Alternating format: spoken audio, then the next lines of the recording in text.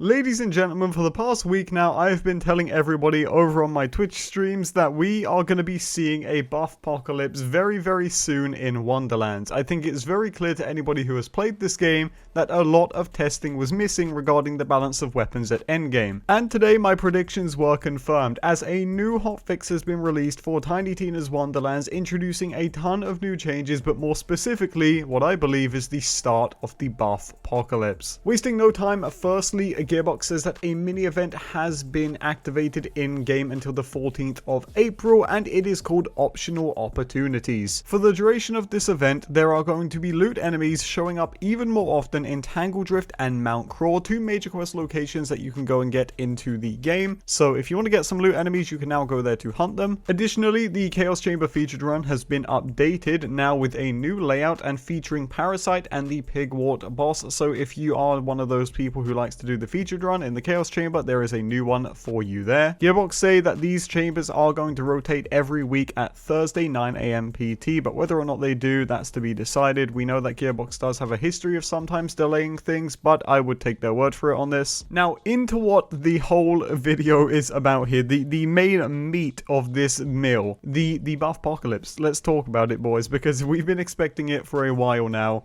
and it has finally arrived, starting off today with overall weapon damage scaling. First of all, Hyperius shotgun damage has been increased. Next, Black Powder shotgun damage has also been increased. Furior shotgun damage has been increased, and Skulldugger assault rifle damage has been increased. Very big buffs there, which will no doubt shake up the meta of this game. So I can't wait to see what happens there, and if this is going to have any impact going down the road on specific legendary buffs. But now into a very peculiar change here. It says that Dahlia assault rifle damage has been decreased. Now this one is really odd, because in Wonderlands I don't think there's anything wrong with Dahl assault rifles, and I don't think any other player does too. In fact, I asked a bunch of creators before making this video, hey, have you come across an OP Dahl assault rifle? And yeah, the answer was just no. Now, this could have something to do with the way the assault rifles scale with crossbolts at endgame. I have a feeling they could get pretty crazy there.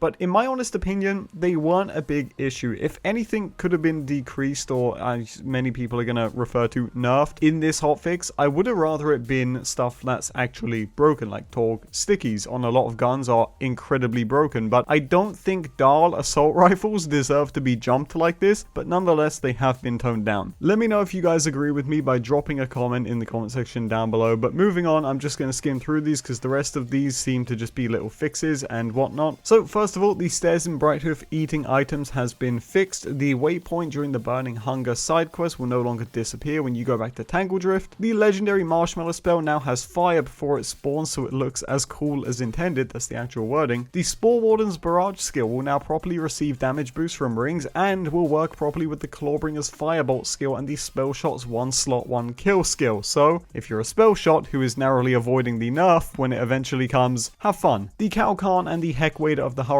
now properly show the correct magazine size on the item card. Polly should no longer push Fate Makers to their death in the main mission now. The Ice Spike spell has been adjusted to deal damage to individual targets once per cast. King Kurub in the Drowned Abyss will now engage with the player from a further distance, and prevented Fate Makers from letting an evil plant get them stuck in a corner on Tangle Drift. Additionally, the location of the Ron Revoke quest flyer on the billboard has been moved to a new location to reduce confusion, and there has been collision added to some areas in Tangle Drift. So that's going to do it for this week's hotfix notes. I hope you guys enjoyed them. Again, let me know what you think of the buffs and the one nerf in the comment section down below. If I see anybody say that Gearbox just nerfs things, you're getting fucking banned from the channel. And just before we end off this video, I want to let you guys know that until Monday, code EpicNNG is 30% off. Now, unfortunately, the Tiny Tina's collector's boxes did sell out on G Fuel's site, but I believe at the time of recording this video, the tubs are still in stock. So if you want to pick one up, code EpicNNG will save you 30%. Thank you everyone who's been using it. Greatly appreciate it. And with that being said, I will see you all in the next one.